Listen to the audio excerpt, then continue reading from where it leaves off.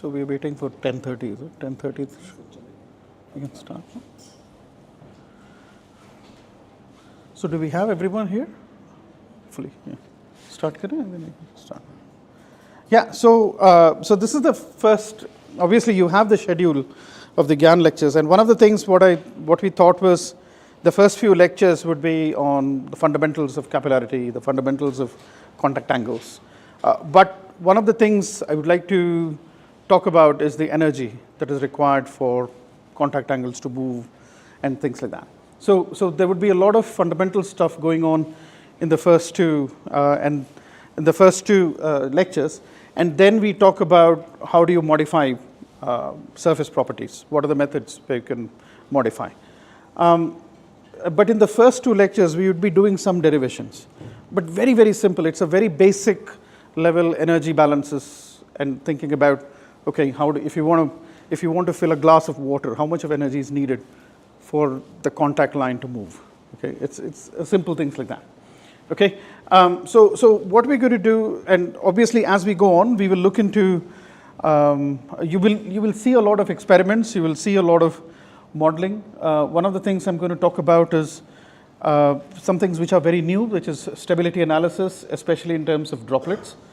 And one of the things we'll also talk about is complexities. Complexities, obviously phase change itself is a complex problem, but you have an additional complexity because most of the industrial solvents or industrial coolants that is used or industrial liquids, they are mixtures. They are mixtures having multiple components.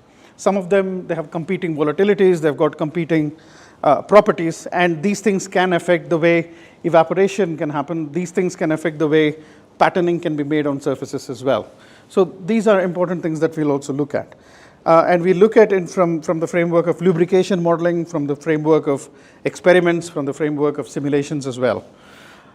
Today, I think one of my students, he's going to be giving you a hands-on session on how to put a three-dimensional droplet on a three-dimensional surface. So it is just that, and probably on Friday, how to make it evaporate. Okay, how to make it evaporate, and basically you will be getting the solution files as well for you to look at through ParaView and things like that. Okay, so one of the things I would like to say is welcome again. You would have to bear with me for a number of days, so I apologize upfront for it. It's going to be. I'll try to make it as interesting as possible. Look at the content, don't look at me. So that might be more interesting.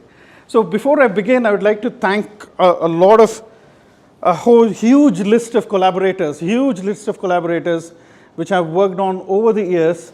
I've brought in some elements from the things I have learned from them and from the things I have learned by collaborating with them. So one of the key aspects is all of my work is with experiments, all of my work is with theoreticians, as well as all of my work is with numerical modeling. So normally any problem we would tackle in this three-pronged approach: experiments, numerical modeling, and things. I have special thanks for Halim, Rodrigo, and Glenn McHale. You would know that these are Glenn McHale and Halim are stalwarts in capillarity and wetting phenomena.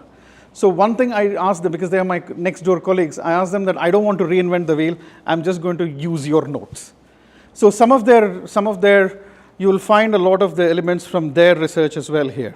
Okay, so I would like to acknowledge their work. Plus, of course, we have a number of people whom I work with. So Khalil, David Scott, this is high performance computing person, both of them, Mark Sawyer and David Scott. So we have a Edinburgh Parallel Computing Center. We have a huge national supercomputer there, where we do very high density simulations as well. So Danny Orion, some of you already know, he's an experimentalist. George Karapetsis is also a theoretician whom I work with. He's based in Greece. Omar Matar happened to be my supervisor as well when I was doing my PhD long ago, but now a very Yutaku, he was originally based in Kyushu University. Sarthak might know him, but now he's mainly in experimentation, so he has contributed a lot towards experimentations. And when we look into soft matter and when we look into aspects of surfaces and surface physics, and so I work closely with Alidad Amir Fazli from Toronto. Okay, and right up front, I would like to thank all the funders who have contributed to the research. Of course, our national UK PSRC, European Commission, the DST fellowships I have secured over the years along with Rama and Sarthak and Parmod and everyone, and basically JSPS as well as I was fortunate to attract a lot of industry funding as well, because there's a lot of industry problems that we solve based on wetting, based on, and also some of them, they are only interested in simulations. They're looking at how to scale up things, And of course, we have a strong collaboration with the European Space Agency because we also look at the phenomena in microgravity. Okay, so very quickly, again, as I mentioned, these are some notes from Halim and Glenn and Rodrigo. So I'm going to be using some elements of their course here, okay, because they've already done this bit here. So the first thing I would like to talk about is surface tension, and I would like to get your ideas about what is your perspective of surface tension. When people say that, this is because of surface tension, what do you mean by that? What do you think about it? What is your opinion? There's no right or wrong answer. It is a property of the fluid due to which the surface acts like a stretched elastic magnet. Perfect. That's one thing. There is any other definition of surface tension?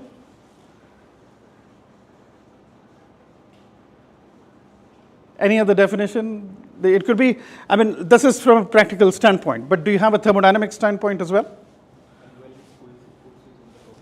Sorry? Unbalanced cohesive forces. Yes, cohesive forces, balanced cohesive forces, yes. Anything from the thermodynamics point of, from the energy perspective? Energy needed to bring the molecule onto the surface. Energy needed to bring, but it's also the minimum energy that is needed for any surface to be stable. It's a minimum. So the thing is, all our systems, they would like to go into this energy well. That's where they love to be, and that's where we call it as an equilibrium. And surface tension is no different. Surface tension is basically, if you look at the unit of surface tension, it is Newton per meter or joule per meter squared. So essentially, surface tension is energy, the surface energy. And if you multiply surface tension by the area, you get the energy out of it. Okay? So very simply, surface tension is a phenomena that brings, that makes sure that, as your colleague pointed, interface that defines the structure of the interface. Plus, at the same time, it also is the work that must be done to bring the molecules to the interface. Okay, so that's the energy.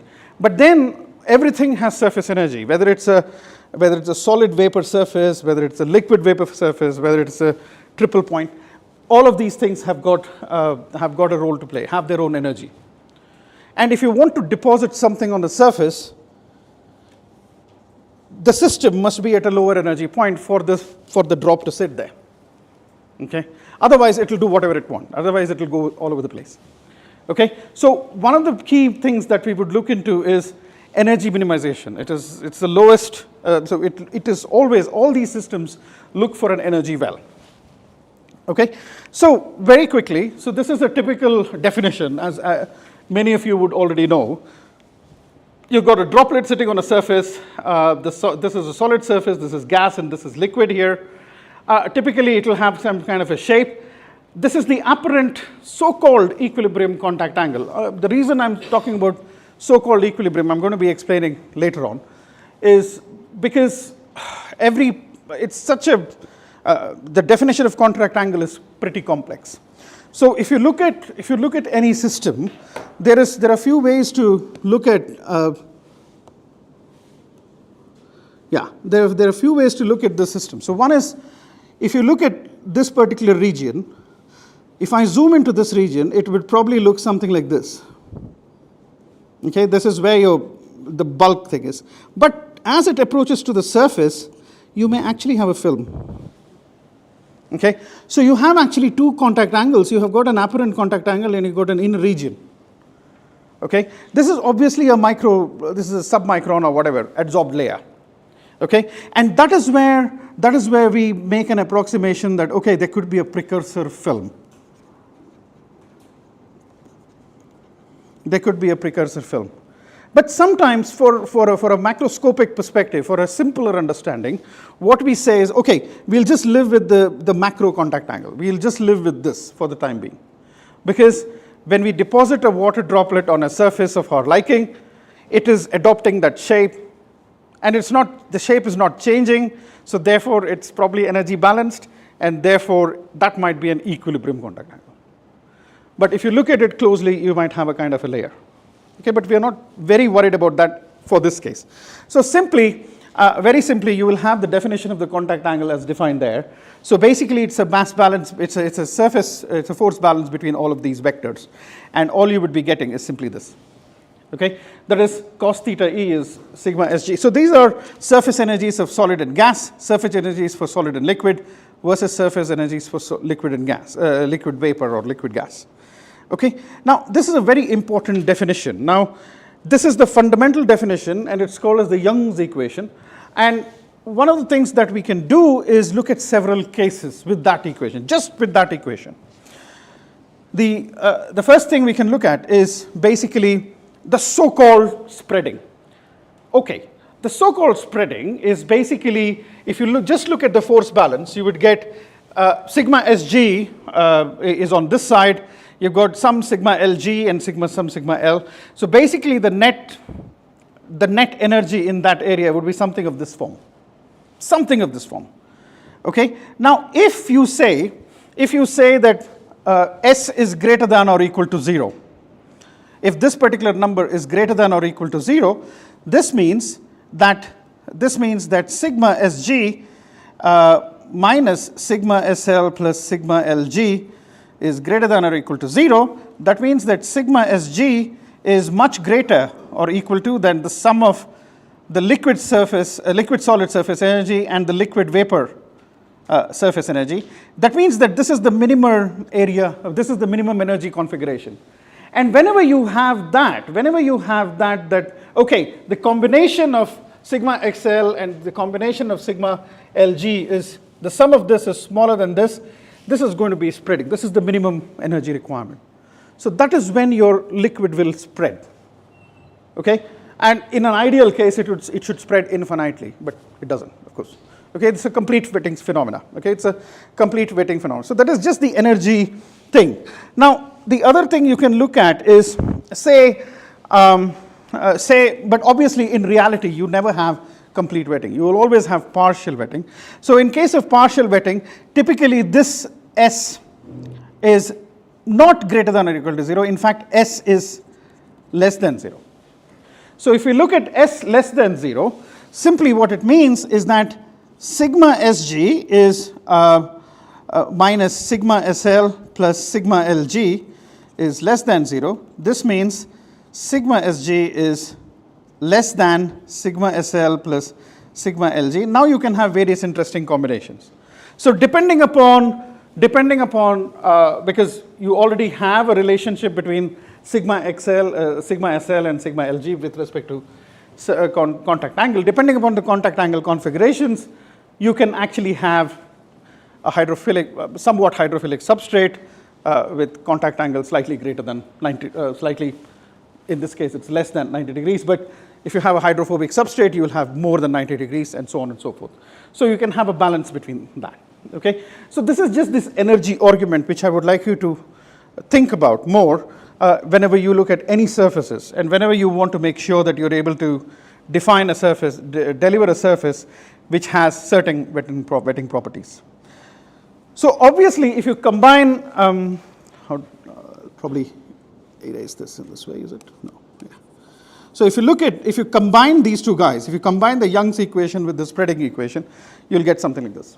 So basically, now your spreading coefficient is completely dependent upon the surface tension of your system, okay, Lg. Certain contact angle, this is the supposed equilibrium contact angle, minus 1. Okay. Now, I'm going to talk a bit about what is a contact angle and why do I think that equilibrium contact angle is not a perfect concept. Okay. So obviously, you've got these, you know better than me the kinds of applications these things have, whether it is paints, whether it is fabricating a very good heat transfer surface, and heat transfer is very much linked to wetting and all that stuff. Plus, fabrics is a big thing. So wetting is important in several areas. Now, if you look at certain aspects, certain properties. So one of the things we should always consider is no surface is smooth, so you'll always have some roughness. Okay, you will always have some roughness. So now if I do a small experiment, so if I do a small experiment where I'm actually having this surface and I'm actually sucking the fluid from this droplet away.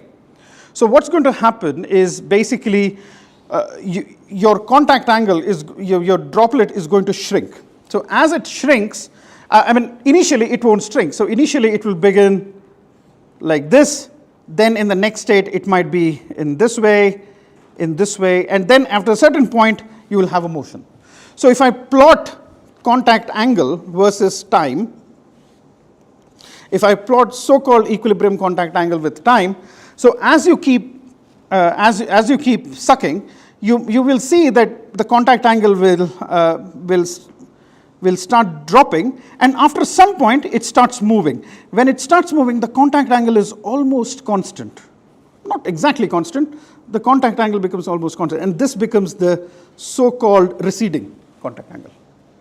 Okay, so that's why I say that equilibrium contact angle is just based on the thermodynamics, based on the amount of material placed on the system, plus it's completely experimentally determined. Okay, there's no hard and fast rule that you can determine an equilibrium contact angle theoretically. Okay, but when you look at receding contact angle, it's the receding contact angle is the point at which the droplet starts to move as you take off more of the liquid. And the same is true when you have advancing contact angle. So in case of advancing contact angle, you're pumping the fluid into the droplet. So initially you got a droplet, you start pumping the fluid, so it's going to grow. And after some point, it starts moving. So in this case, this is the advancing contact angle, which will it will actually increase, and at some point it starts moving. So this is the point where you have theta A. Okay, so you have these two things. So generally you will have the equilibrium contact angle between the so-called receding and the so-called advancing contact angle. So this is a typical. When someone says equilibrium contact angle, it's somewhere between advancing and receding. Okay, and obviously there's so many definitions. There's so many ways in which you can interpret this. So one of the ways you can interpret this is, okay, so if I have this droplet and obviously it is moving because it started moving, it has departed from its equilibrium position and it started moving. How much of energy is required? How much of force is required? It's basically sigma LV. I mean, this is the difference between advancing and receding contact angle. The actual difference between, if I call theta A minus theta R, this is the so-called contact angle hysteresis. Okay, this is the so-called contact angle hysteresis.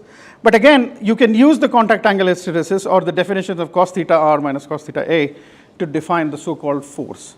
That is you would say that some sort of a force that is at least required to pin the droplet. Or if you go beyond that, it might start moving. Okay, some sort of a force which is there. So basically, this is from a physics standpoint of what exactly can be learned from advancing and receding angles. But again, nothing of this is perfect. This is just an observational. And putting these observations into some sort of a mechanistic approach. Okay, but of course you would always know that no surface is smooth. It has a rough surface, so there would be pinning. Most of the time there would be pinning at all points. Okay, you may have an initial small movement, then it stops. Then you might always need to have more amount of energy because the roughness is a bit sharp to make it move again. So obviously the stuff I'm talking about is a very approximate way of looking at things. Okay, now one of the main problems is basically what is happening at the contact line. Now why does a contact line move? Okay, why does a contact line move? So normally when you look at even simulations or theory, when we look into a problem which has a contact line, it could be a film or it could be a droplet, the first thing we apply on the wall is the no-slip boundary condition. A no-slip boundary condition means whatever is there on the boundary is stuck to the boundary, or it has the same velocity as the boundary. Okay? And if you have a droplet which is suddenly decided to move, it's a bit weird. You have a no-slip boundary condition, why should it move? It's defying the thing. This is actually called as a contact line singularity.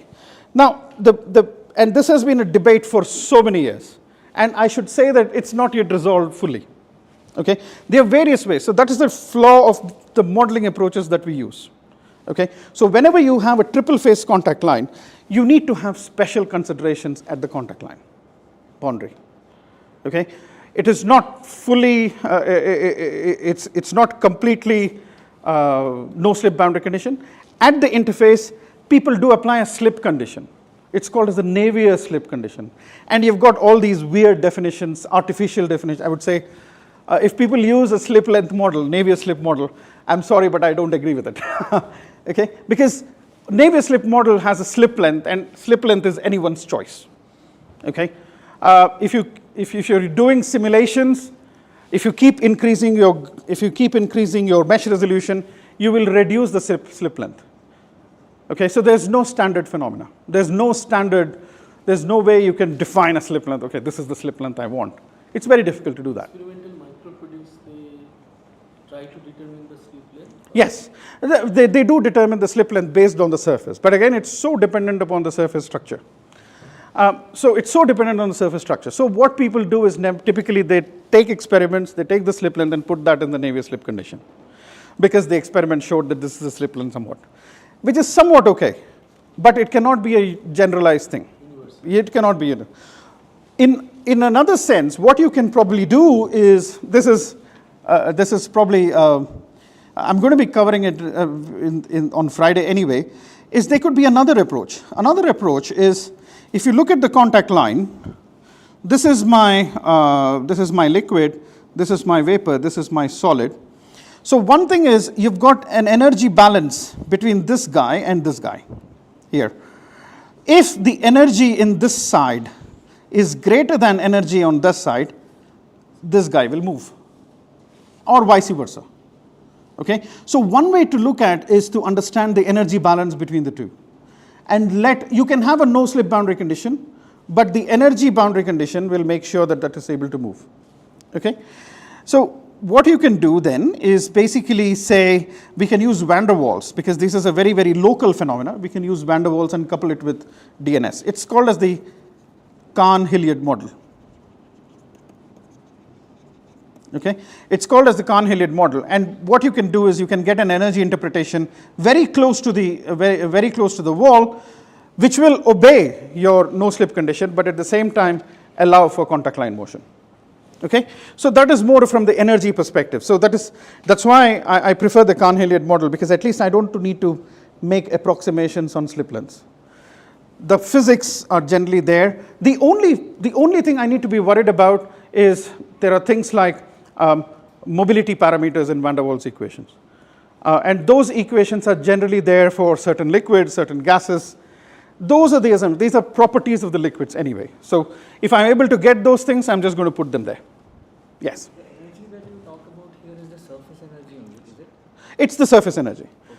Because if the energy is high on the left, why should that surface increase further? Because it should minimize. Yeah. No. So based on the condition that you give. So if you have your system wherein you have a heated surface, and you got a very thermally conducting fluid there, then or maybe you have a thermally insulating fluid there.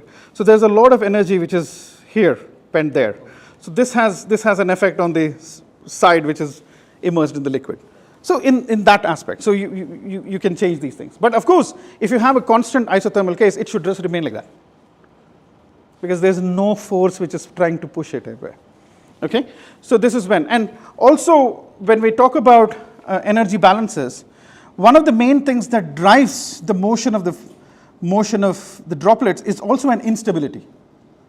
And those instabilities can be thermal, they can be hydrodynamic, they can also be surface tension. Okay, so we'll also look into the instabilities that can drive the motion. Okay, so and those which cause that energy imbalance between the two sides.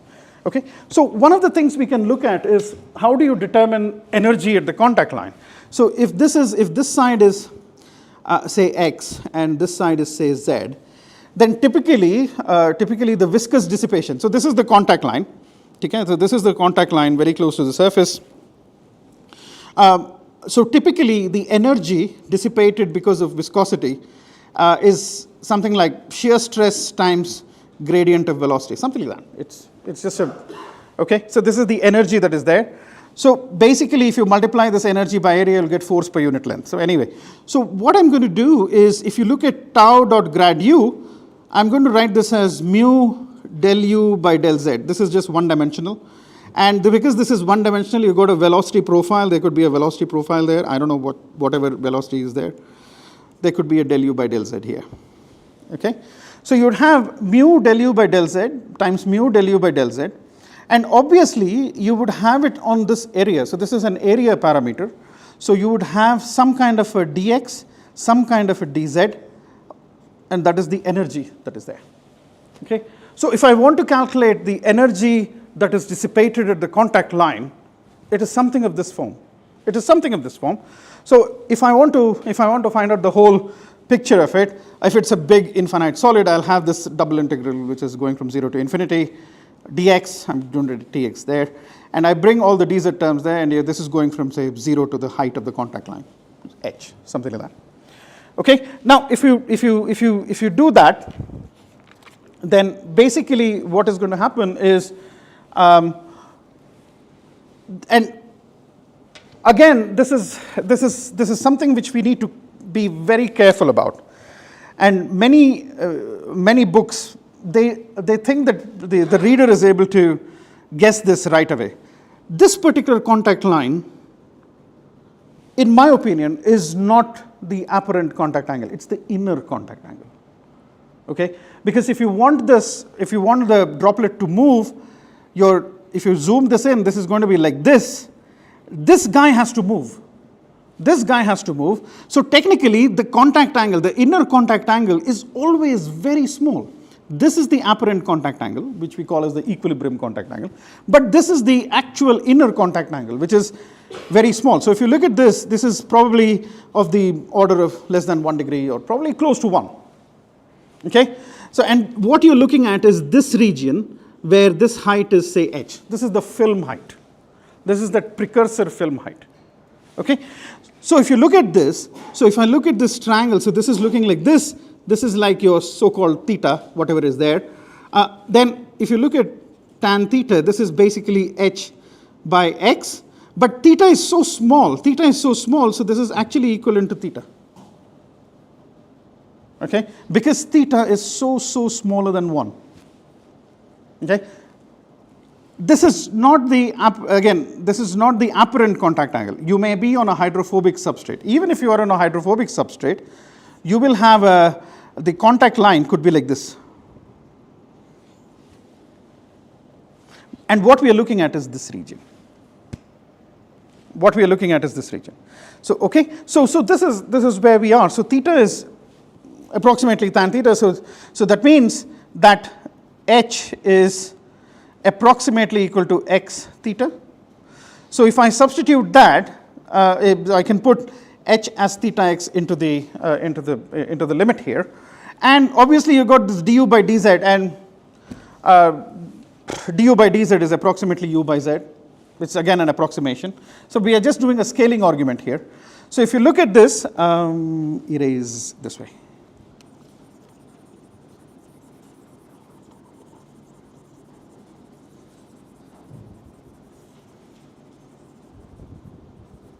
So if you look at this, all I'm doing is basically trying to integrate this first. So you'd get 0 to theta x. Del u by del z is basically u by z, so that went there.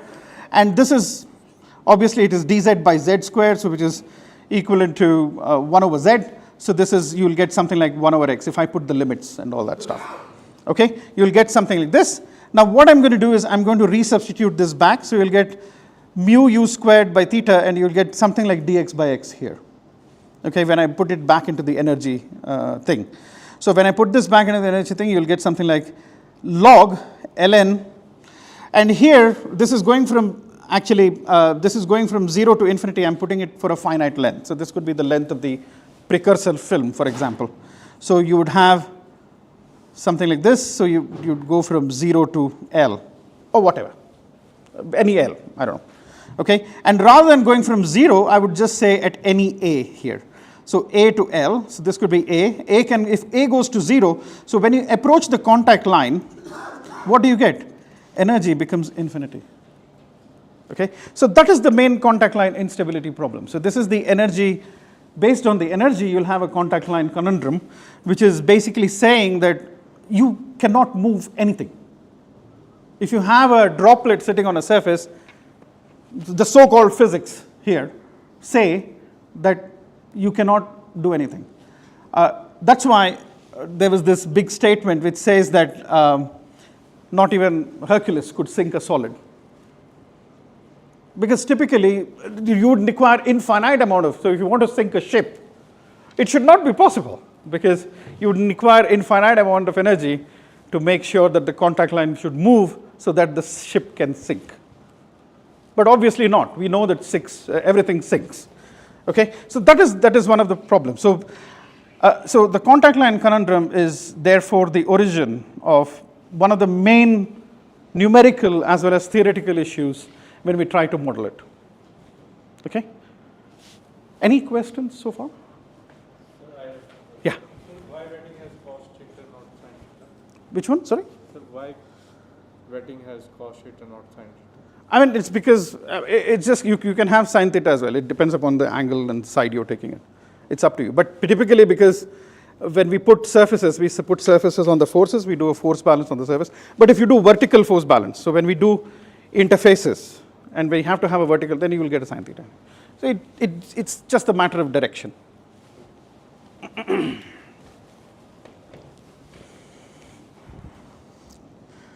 Okay, so obviously, so that is one of the problems, and this is, so what people do is obviously theoretically you know that there is a problem at the contact line, so we have other means of doing it. I'm going to talk to you later about that, but one thing we look at is molecular dynamics. Okay, the molecular dynamics looks at the molecular level systems at the contact line, and you can see what causes the jump and what causes that, and typically you would get, I mean, this is the so-called molecular kinetic approach. You would get, I mean, there's no derivation here. I don't want to derive this because this is a completely based on MKT,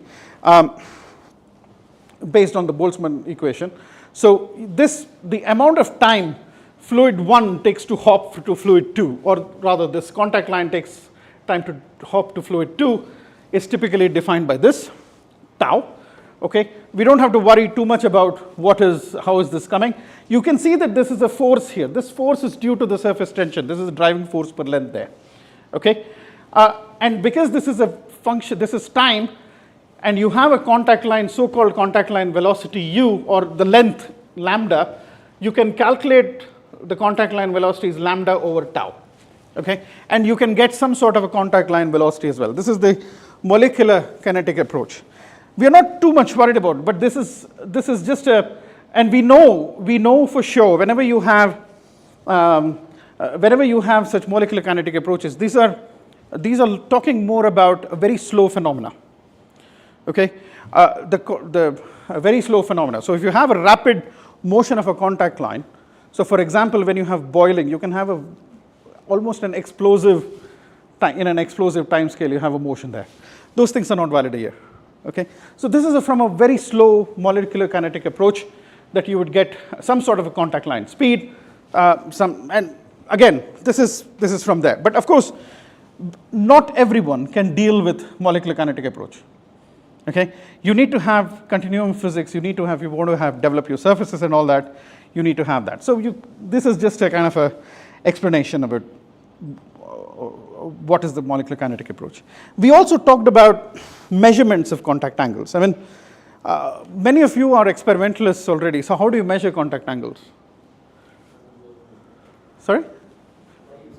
Goniometer. But what is the method that you use? I mean, say that if you want to identify so-called equilibrium contact angle of a certain fluid on a certain substrate, what would you do? Would you just deposit, or there are different methods? You have also a plate dipping method, isn't it? You got the Wilhelmy plate dipping method, and then you can analyze it, and then you can get, okay, this is, but you can use the Wilhelmy plate dipping method also to calculate surface tensions.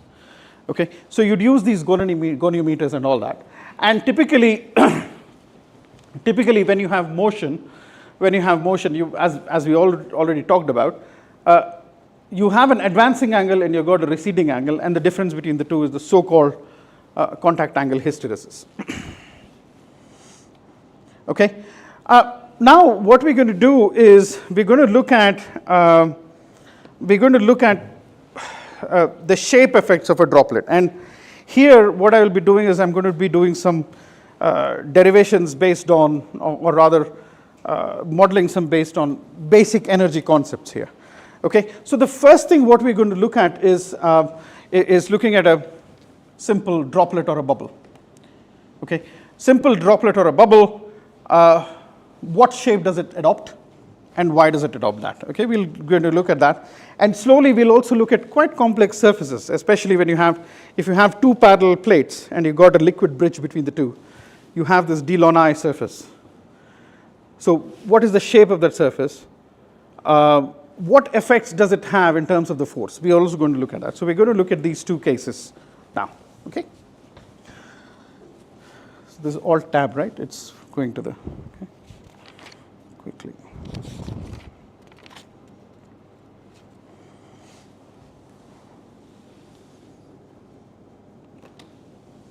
Okay, so what we're having is, obviously we're having a drop. Let me see if I, yeah.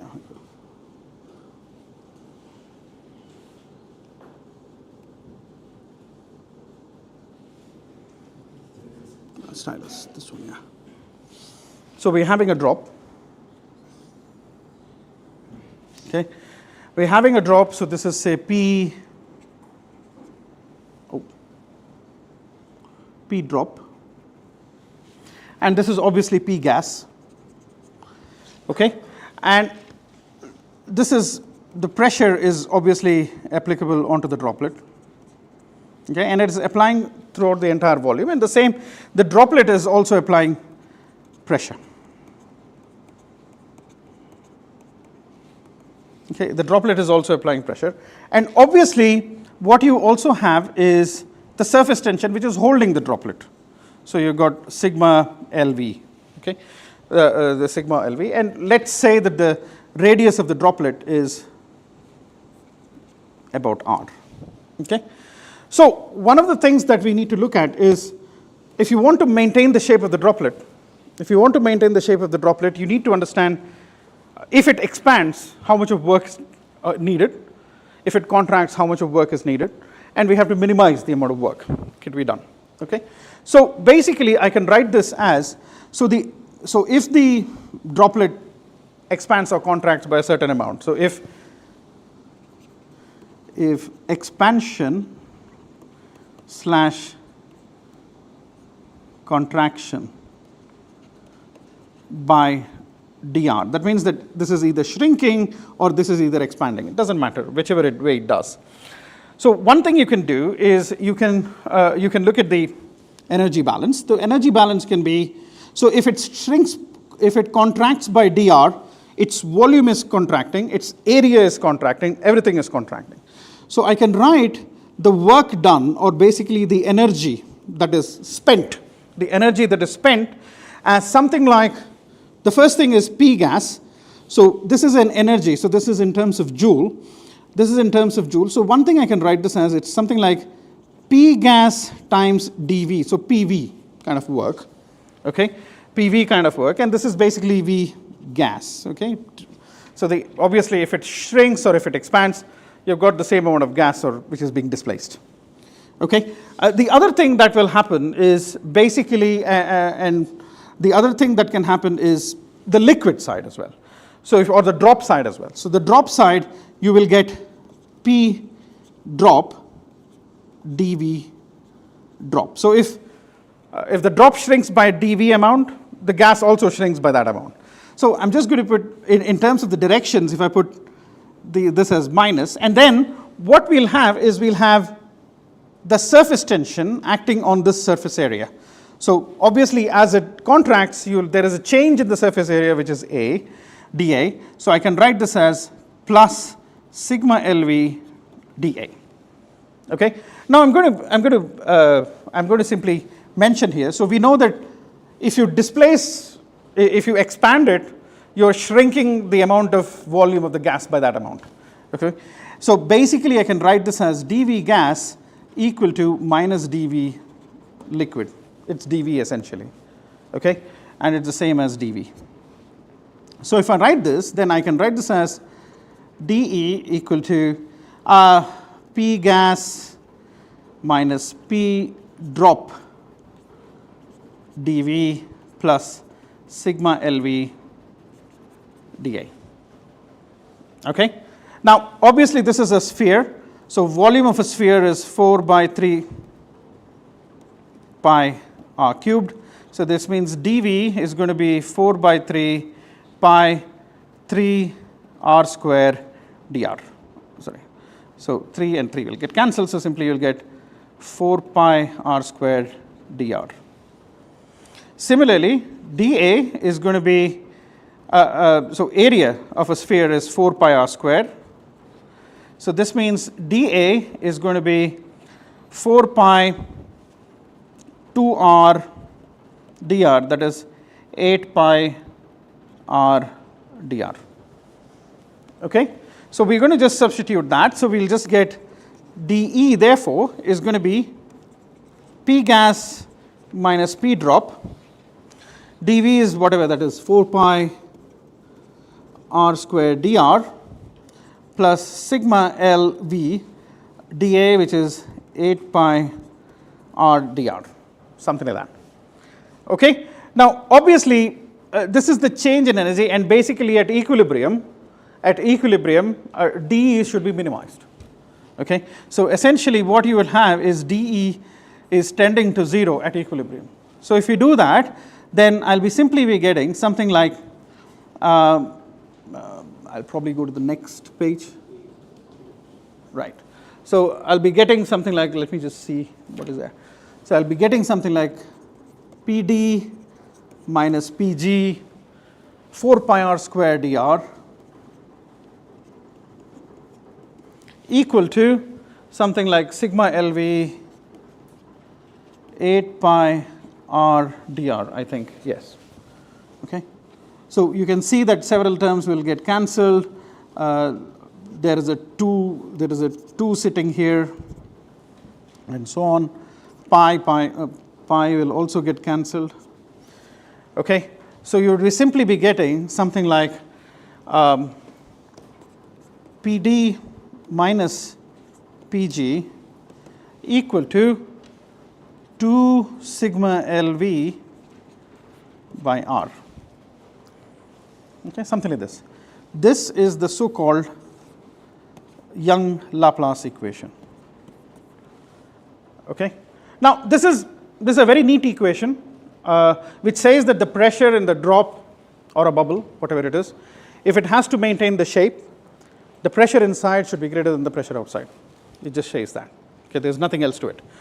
Now, and this is basically a sphere. It is, the radius is the same in no matter which direction you look at, but not everything is a sphere.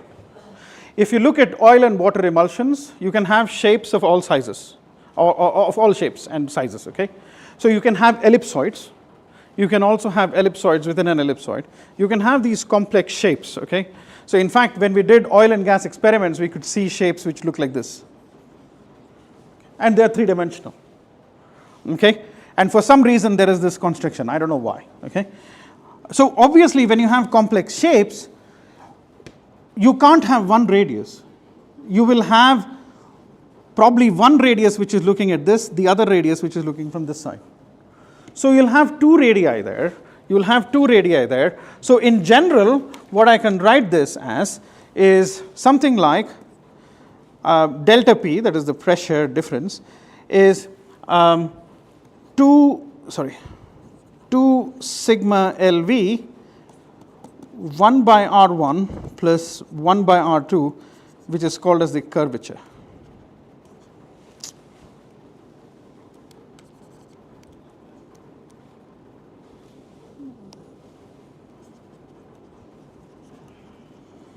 Okay, so the curvature, in general, it is represented as 2 sigma LV.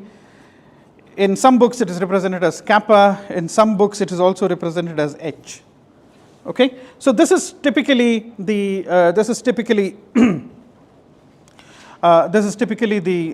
the way, this is the general formula for the Young Laplace equation. Now there is another twist to it. So the other twist is typically in some books you will find the definition of kappa as half 1 over R1 plus 1 over R2. It's almost the average of the two radii kind of a thing. Okay, and this is also fine. There's no problem with it. It's just the way you want to put your 2. And this is so-called mean curvature. Okay, so-called mean curvature. So one of the first things is obviously looking at surface tension, looking at what makes, if you have a drop of liquid or a drop of liquid in oil, drop of water in oil, or a drop of liquid in a gas, what makes it spherical? It's the surface tension. Okay, it's the surface energy which makes sure that it's spherical on all sides. There is another question. So say that if you have a liquid filament, so basically if you look at oil gas flows, so you've got oil flowing here and you've got natural gas flowing there. So obviously there is an interface, and these interfaces, they can develop into a wavy form, and some of these waves can form these filaments and ligaments.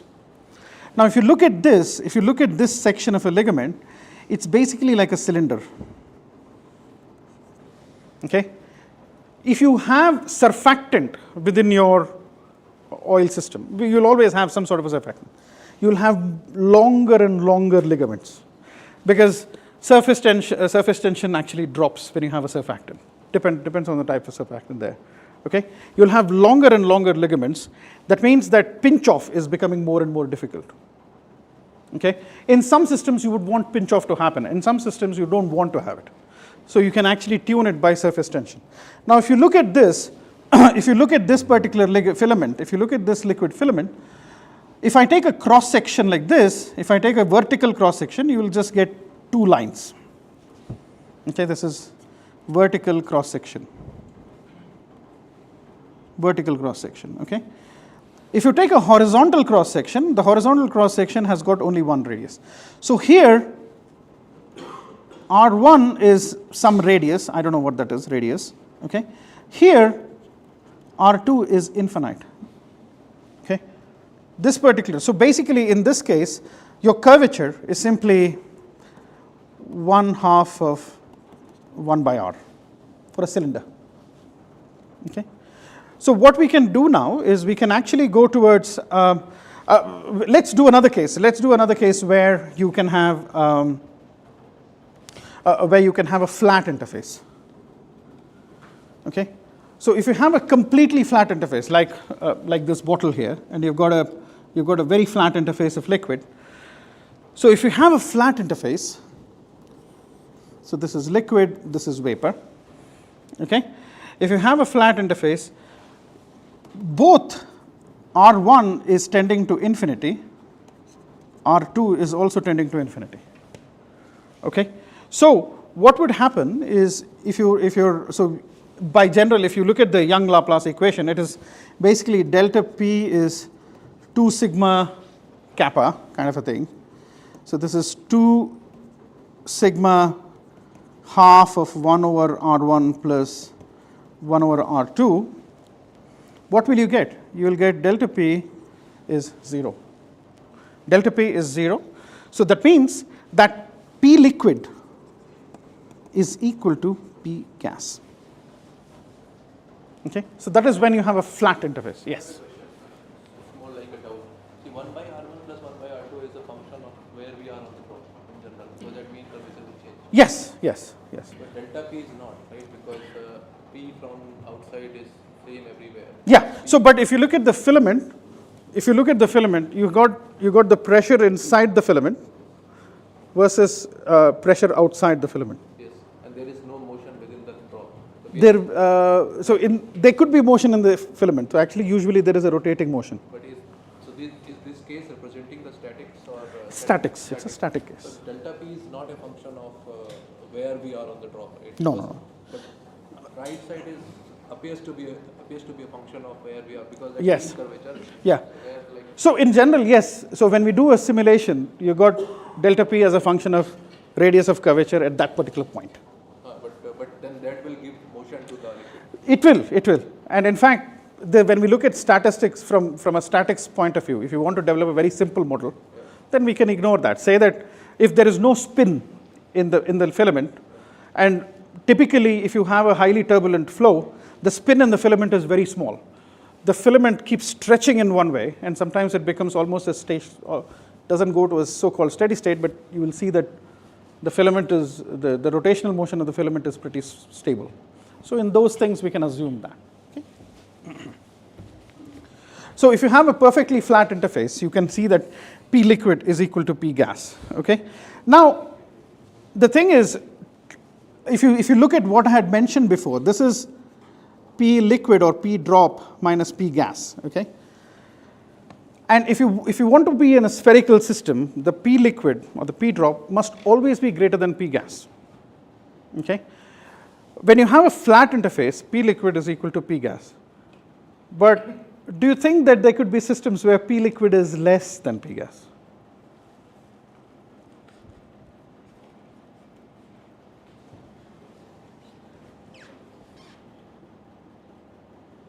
Do you think there could be systems where P liquid is less than P gas? I mean, I'll ask you to do a small experiment. How much time do we have? Okay, we've got 20 minutes. That's good. So, so if you take two plates, put some water on the plate, okay, two metal plates, and try to stick them together. So the liquid is sandwiched between the two plates, and then try to separate them off. Is it easy or is it difficult? It's pretty difficult. It's pretty difficult. Your film is very thin, your filament is very thin, but it is holding the plates together. These are the so-called Delaunay surfaces. Okay? So if you look at a Delaunay surface, so you've got two plates, and you've got a liquid bridge which is there.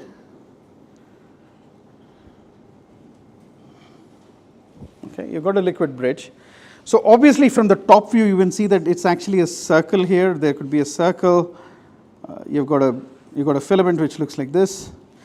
So you can see that you have one radius R1 here, and probably there is another radius R2 or R here. Okay, that is forming the kind of the curvature of the filament. Okay. What I would do is I would say that this is R1, and if I'm looking just at this, so this is R1, so let's call it this as R1, and then this one is R2, or R, whatever you want to call. Okay, and you can see that typically R1 is much greater than R2. This is obviously an exaggerated image, but R1 is typically, so if you have these plates, you have a huge amount of liquid there, so it has a wider radius of liquid. But then if you pull apart, you got a very less amount of curvature. Okay, try to pull apart. Okay, so what we can do is we can again see the energy balance. We can see the energy balance. So one thing we can say is,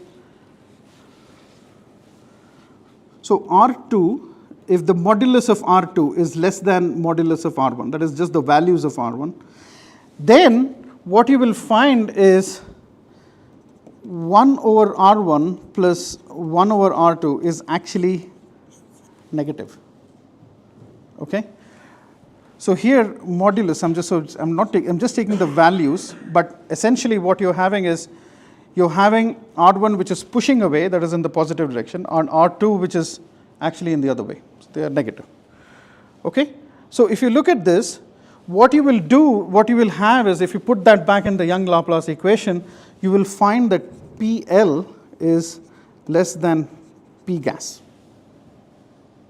Okay? So that is, the pressure in the liquid is less than pressure in the gas, and that is the reason why you have adhesion. So this is the reason why you have adhesion between the two plates.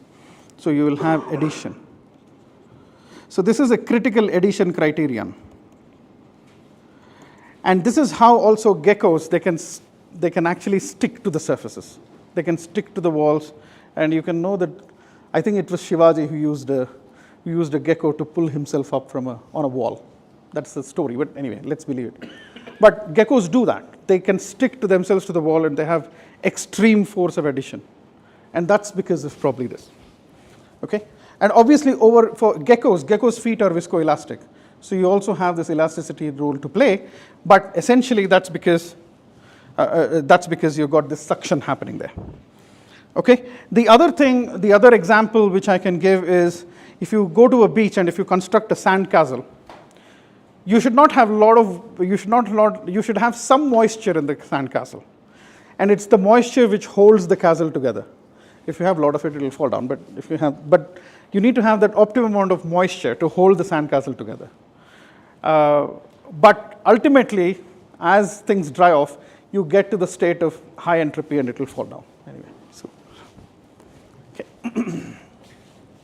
Okay. So now, if you look at this particular case, I'm going to do an energy balance on this particular problem. So what we can do is, I'm going to go to a different page and hopefully draw a better diagram. Okay. So you've got these two plates. Okay. You've got this. You've got that. I'm just looking at one place. This is sigma LV here.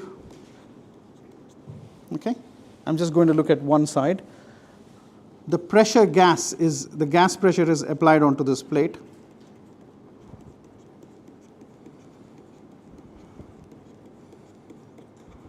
Okay. This is P gas. The P gas is also going on from here. So you also have gas pressure applying onto that side. Okay. Let this so-called equilibrium contact angle be theta E. Okay. Let this be R. Okay. Let this be R, and let this particular height be h by 2. Okay. Let's think about that, and let this be R. Okay. In some books, they also take the whole thing as R, the whole thing as R, but it doesn't matter much for us. Okay. So the first thing what we can do is we can do a force balance.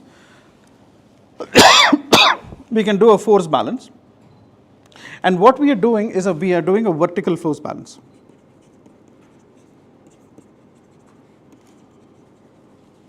And this is where your question about when do we use sine theta comes into picture. So here we are trying to pull the plates apart. So we are not sliding them together, but we are pulling the plates apart. So here you will see that sine theta E or whatever coming into picture.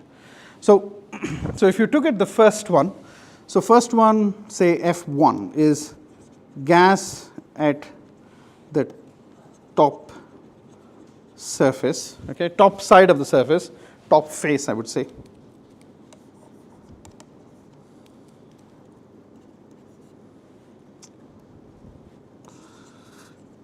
Gas at the top face would be something like, obviously this is per unit length, so I can write this as minus P gas into some length L, whatever that length of the plate is. Okay. Gas at the bottom face, that is F2, is going to be the gas, it is length minus the area occupied by the liquid. So this is going to be something like P gas L minus 2R. Okay, so this is the P gas into L minus 2R. Obviously, you've got liquid which is applying the pressure as well. So you've got liquid which is applying the pressure, which is in 2R, which is over the entire surface. So F3 is going to be liquid at the bottom face, is P liquid times 2R per unit length. So we're not worried about the length scale, don't worry too much about it. And obviously, there is the surface tension which is playing a role. So the surface tension which is playing a role, it's going to be something like LV, and this is applying, this is theta E. So if I do sine theta E, it will be the force applying to that. So F4 is going to be something like, and it's applied on both sides. So it's not sigma LV times sine theta E. It's going to be 2 sigma LV sine theta E. And obviously, this is going in the opposite direction. So this is going to be minus. Okay? Because theta is in this direction, so sigma LV is going to be in this direction. Okay? So if we add all of these forces together, so net force, say chi, is equal to sum of all forces. So that is F1 plus F2 plus F3 plus F4. F1, F2, what is F1? I think it's going to be something like P gas minus L. Then you got plus P gas times L minus 2R plus P liquid times 2R. And then you would probably have something like minus 2 sigma LV sine theta E. Okay? So if I bring all of these terms together, P gas terms, so we'll get P gas times plus L minus 2R, so minus 2R, plus P liquid 2R minus 2 sigma LV sine theta E. Okay? So I can write this as 2R P liquid minus P gas minus 2 sigma LV sine theta E. Okay? So this is your net force balance. And say that, and obviously you know what's your Young-Laplace equation. So Young-Laplace, but the Young-Laplace equation gives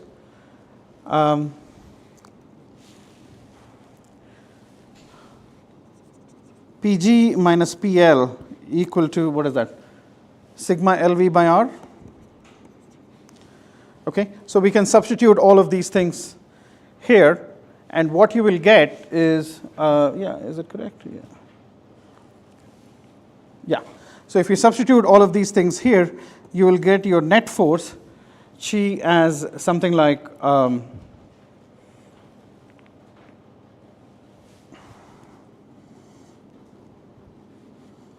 2R, R will get cancelled. You'll get sigma LV divided by R minus 2 sigma LV sine theta E, something like that. Okay? So R will get cancelled. And if you go to the next bit, you will simply get chi is equal to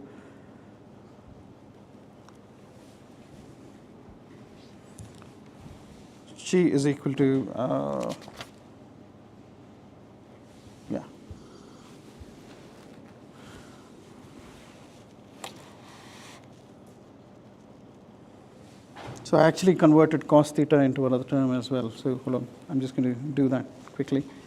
So chi is equal to, I'm going to start from this place, which is 2R P liquid minus P gas minus 2 sigma LV sine theta E. This is where we started from. And then you get Young Laplace as P liquid minus P gas. P liquid minus P gas is equal to minus sigma LV by R. This is my usual Young Laplace equation. So if you do this, I'm going to convert this R into some sort of a height. You had a height there. So I'm going to say, if you look at the diagram, so you had this height like this, you got R in this way, and you got h by 2 like this. So if you just use simple trigonometry, what you will find is that you will find that cos theta E is equal to h by 2 divided by R. Okay, h by 2 divided by R. So from here, I can get R is equal to h by 2 cos theta E. So I'm going to substitute everything there. And if I combine everything together, I would simply get chi as equal to something like 2R times, I'm substituting this, minus 2 sigma LV cos theta E by h.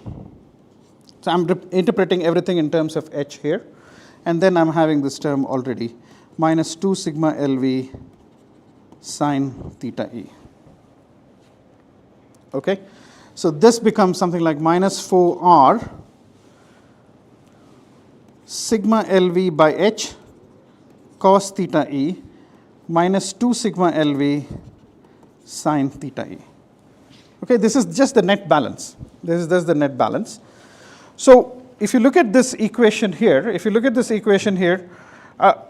ideally, if your net forces are equal to 0, both of these are balanced. Okay, that means that the liquid bridge is going to remain in that way.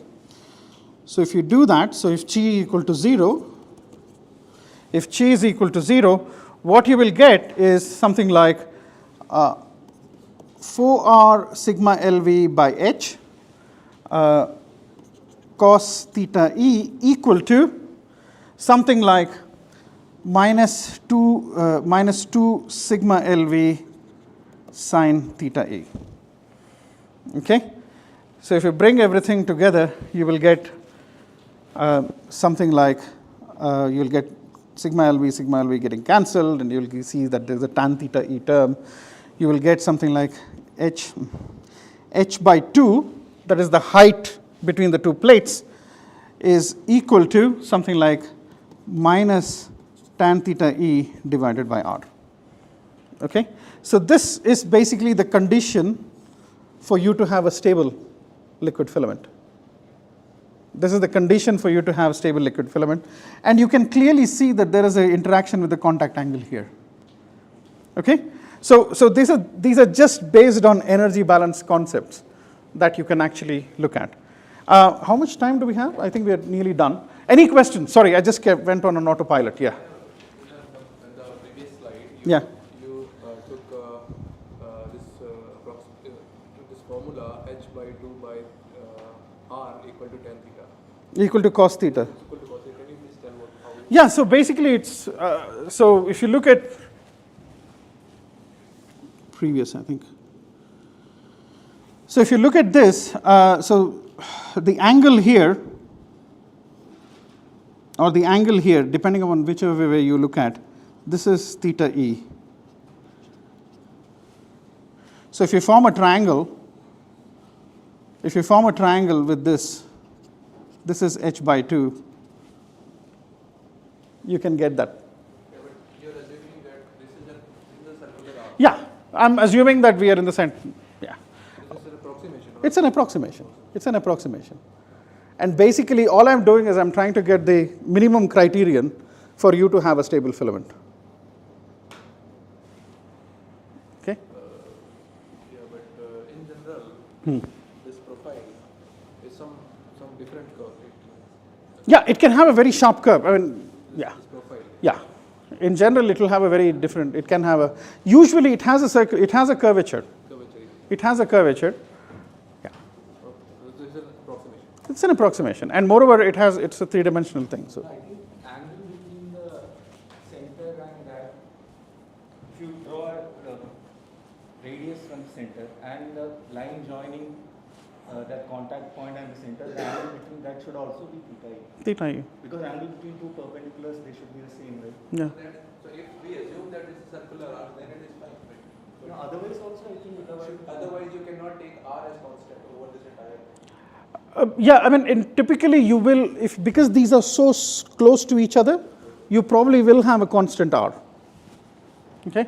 Because they are very close to each other. Because normally when we look at filaments and when we look at liquid bridge breaking, they're very close to each other. So in that approximation, you can, yeah. Okay. So good. So any questions? So sorry, it's, yeah. So the conundrum that we spoke about earlier, right? Is that the problem with the continuum approximation, that we are, all the estimation that you did, energy estimation, it is based on the continuum? Yes, that's the problem with the continuum. That's the problem with the continuum approximation. Okay, and so the continuum approximation will break at the contact line. Okay, and that's why we need to have some sort of, when we look at numerical models, or when we look at theoretical models as well, we need to have special considerations. So on Wednesday or Thursday, I'm going to talk about lubrication theory. So lubrication theory assumes that you got this precursor film. So when you have a precursor film, you're not having a contact line. You're essentially sitting on another fluid. You're sitting on the same fluid. So essentially, you don't have the issue of the energy going to infinity there. So while having a precursor film is a mathematical device, as I'll employ then, actually in experiments we do find that there is an adsorbed film. So precursor films are not a figment of mathematical imagination. They can be there. If you have a highly volatile system or a mixture of liquids which has highly volatile components, the volatile components actually settle down on the surface and they form the precursor film. And it is determined, but thickness is determined by the Hamaker constant. So we do have evidence that if you do interferometry, and you'll see that, we do have evidence that even in atomic force microscopy, you can see there is some sort of a liquidy layer. Okay, that's the film. Yes. Sir, but do we have mostly boundary condition in the precursor film also? Because there also we will Yes. Yes. No slip boundary condition will be there on the precursor film. But the droplet is sitting on a precursor film. So from the droplet perspective, it's not feeling the surface. Okay? And when this droplet is sliding, is the precursor film also sliding or it's stationary? Oh, that's a very, very good question. So in principle, yes, it is sliding. But depending upon if you have a hydrophilic system, you have a longer precursor film, and we assume some physics in the precursor film, because experiments have shown that precursor film doesn't really change much. So we can say that there is no velocity, there's no real movement in the other assumptions I'm going to show you is that the precursor film will not evaporate or condense. So it's not completely true, but that is an assumption that we make. So that we have a constant thickness there. Okay.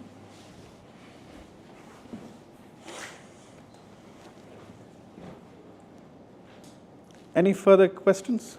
Yeah. Sorry? F4.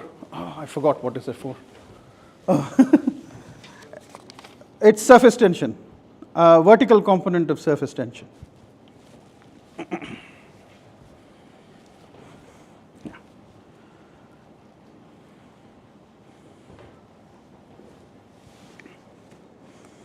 It's 11:30. So I think we have a computing session now, right? Yeah.